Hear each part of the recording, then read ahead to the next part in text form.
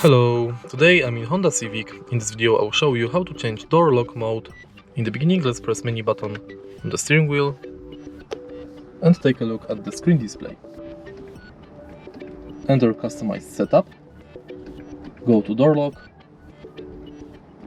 and enter door lock mode. Now select between driver door only, all and all doors.